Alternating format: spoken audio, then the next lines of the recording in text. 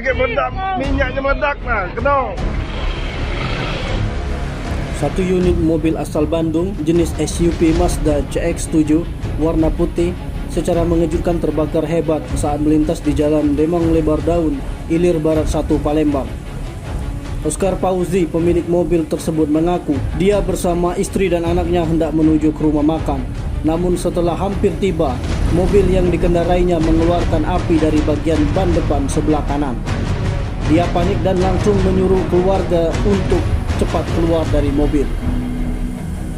Sebelum peristiwa itu terjadi, tidak ada pertanda mobil miliknya mengalami masalah.